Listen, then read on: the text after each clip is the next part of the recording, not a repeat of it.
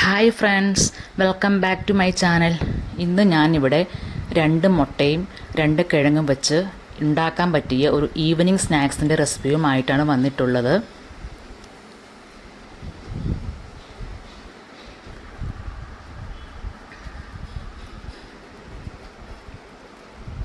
അതിനായി ഒരു പാനിലേക്ക് 2 ടീസ്പൂൺ കോക്കനട്ട് ഓയിൽ ചേർത്തിട്ടുണ്ട്.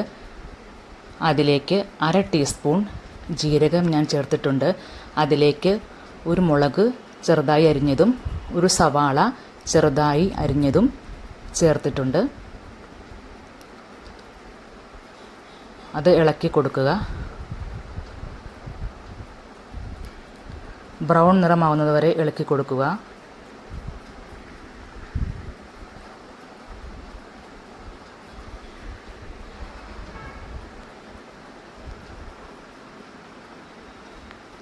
അതിലേക്ക് 1/2 ടീസ്പൂൺ മഞ്ഞൾപ്പൊടി ഞാൻ ആഡ് ചെയ്തിട്ടുണ്ട്.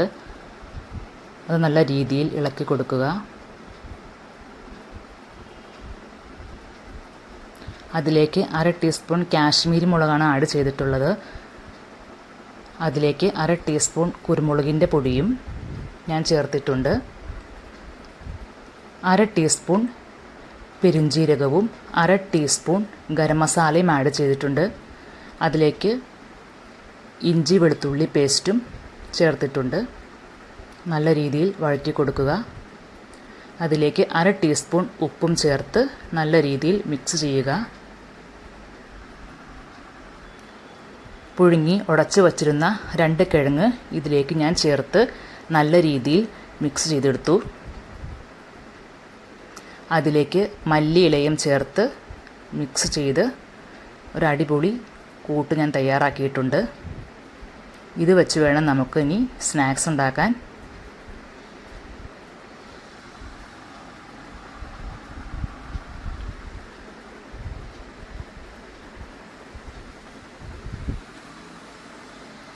നല്ല രീതിയിൽ യോജിപ്പിച്ചെടുത്തിട്ടുണ്ട്. ഇത് നമുക്കിനി ഒരു പാത്രത്തിലേക്ക് മാറ്റാം.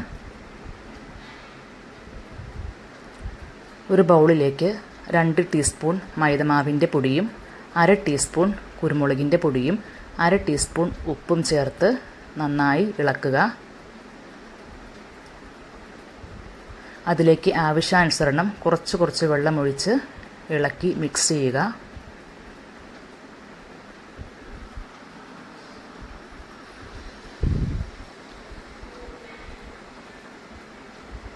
ഇതേ കണ്ടില്ലേ, ഈ പരുവം ആയി വേണം നമുക്കത് മിക്സ് ചെയ്തെടുക്കാൻ.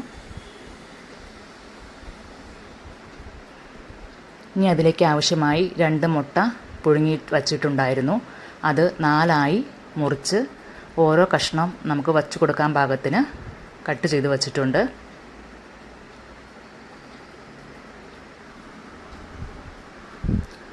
ഇനി നമുക്ക് ഉണ്ടാക്കി വച്ചിരിക്കുന്ന മസാല നല്ല രീതിയിൽ യോജിപ്പിച്ചെടുത്ത് അത് കുഴച്ച് നമുക്ക് മുട്ട വെച്ച് ചെയ്തെടുക്കാം.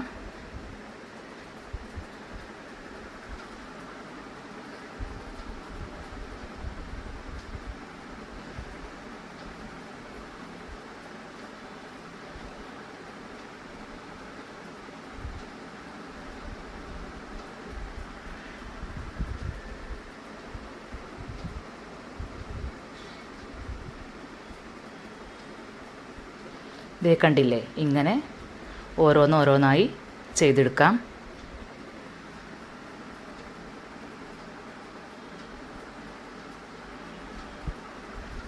ഇവിടെ അത് റെഡി ആയിട്ടുണ്ട്. ഇനി നമുക്ക് മൈദമാവ് നമ്മൾ ചെയ്ത് വച്ചിരുന്നില്ലേ, അതിലേക്ക് റസ്ക് പൊടിയും ആഡ് ചെയ്ത് ഓരോന്നായി മൈദമാവിൽ മുക്കി അത് റസ്ക് പൊടിയിലും ആഡ് ചെയ്തതിന് ശേഷം ഓരോന്നായി നമുക്ക് റെഡിയാക്കി വയ്ക്കാം.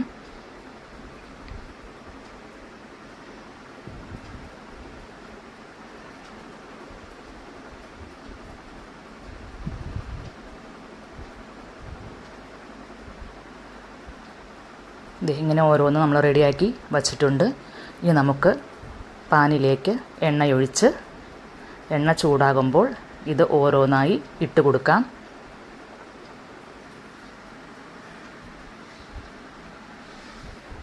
ചെറിയ തീയിൽ വേണം ഇത് വേവിച്ചെടുക്കാൻ, എന്നാലാണിത് നന്നായിട്ട് വേവുള്ളൂ.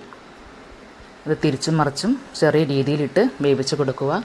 നല്ലൊരു അടിപൊളി സ്നാക്സാണ്. ഫീഡ്ബാക്ക് അറിയിക്കുക. നിങ്ങൾക്ക് ഇഷ്ടമായെങ്കിൽ സബ്സ്ക്രൈബ് ചെയ്യുക. Thank you for watching.